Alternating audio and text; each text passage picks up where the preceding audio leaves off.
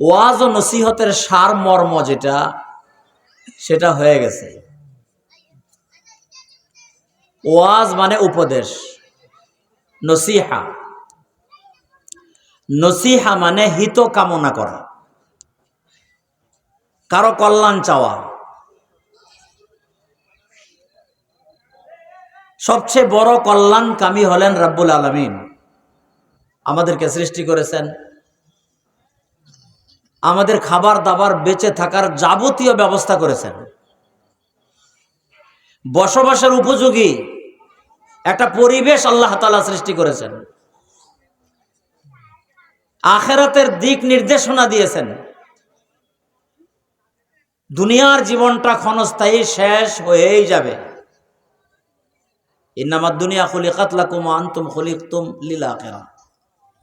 পার্থিব জগতের যাবতীয় কিছু তোমাদের কল্যাণে সৃষ্টি করা হয়েছে, কিন্তু তোমাদেরকে আখিরাতের তৈরির জন্য বানানো হয়েছে, আখিরাতের প্রস্তুতির জন্য।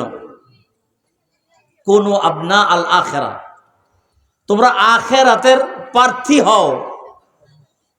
ওয়ালা তাকুনু আবনা আদ দুনিয়া, দুনিয়ার প্রার্থী হয়ো না। যদিও আমাদের সাধারণ ভাইয়েরা, ওনারা হয়তোবা আলেম না, কিন্তু যে বিষয়গুলো এখানে উত্থাপন করেছেন, আলোচনায় আসছে, অত্যন্ত গুরুত্বপূর্ণ বিষয়।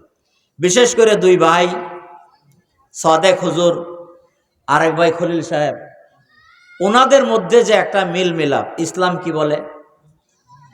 লা ইয়াহিল্লু লিমরিইন মুসলিম আইয়াহজুরা আখাহু ফাওকা সালাস। কোন মুসলমান ভাইয়ের জন্য অনুমোদন নেই অপর ভাইকে 3 দিন পর্যন্ত কথাবার্তা থেকে বিরত রাখা। অন্য হাদিসে আছে তার ইবাদত কবুল হবে না, তার সাথে যদি কম্প্রোমাইজ না করে নেই, মিল মিলাপ না করে নেই। এর ভিতরে যদি কারো মরণ হয়ে যায়, সাংঘাতিক অবস্থা হবে পরকালে। এর মধ্যে যে আগাই আসবে সে বেশি লাভবান, সে আল্লাহর কাছে বেশি প্রিয়। সেই একটা কাজ আপনাদের এই মাহফিলে হয়েছে। এটা আমি মনে করি কয়েক ঘন্টা উপদেশ বা নসিহতমূলক বাণী প্রচার করার চাইতে বেশি দামি। আপনাদের এলাকার প্রস্তাব রাখা হয়েছে, পাড়ায় পাড়ায় মসজিদ থাকবে, ভালো কথা, কারণ মসজিদ কাছে হইলে নামাজি লোকেরা সহজে নামাজ পড়তে পারে।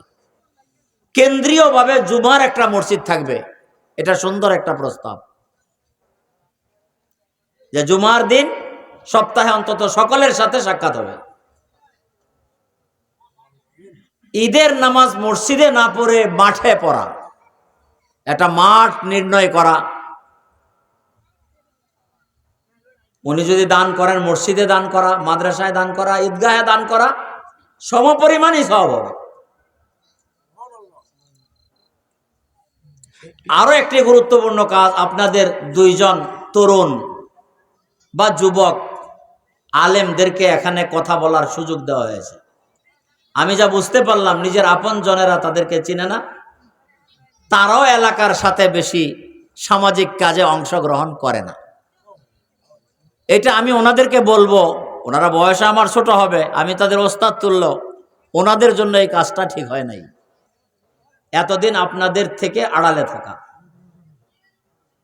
যাদের পরামর্শে বা যারা তাদেরকে সামনে আনছেন, তাদেরকে 1000 বার সেলুট, ধন্যবাদ। আর আমি ওনাদেরকেও বলবো, আপনার এলাকা, আমি হাজারো ওয়াজ করলে আপনার একটা কথা এলাকাবাসী বেশি গুরুত্ব দিবে। আমার এলাকা, আমি গাজীপুরের লোক, শ্রীপুর থানা, বাওয়াল রাজাবাড়ি ইউনিয়ন, মিটালু গ্রাম। আমার গ্রামে, আমার গ্রামের লোকেরা আমাকে এতটা মূল্যায়ন করে, দুনিয়ার শ্রেষ্ঠ আলেম গেল সেখানে এতটা মূল্যায়ন করবে না। এই জন্য আপনাদেরকে বিশেষ করে ধন্যবাদ দেয়। এটা আমারও একটা রীতি, এলাকার মানুষকে মূল্যায়ন করে। মরলে জানাজায় এরা দাঁড়াবে, এদের চোখের পানি আসবে, আমার চোখের পানি আসবে না। এরা যদি আপনার চাচা ভাতিজা খালা ফুফু খালু এদের জানাজায় দাঁড়ায়, তো এদের চোখের পানি আসবে, আমার চোখের পানি বা বড় শ্রেষ্ঠ আলেমেরও চোখের পানি আসবে, কারণ তার আপন না, রক্তের সম্পর্ক। আপনারা আজীবন এদের মূল্যায়ন করবেন।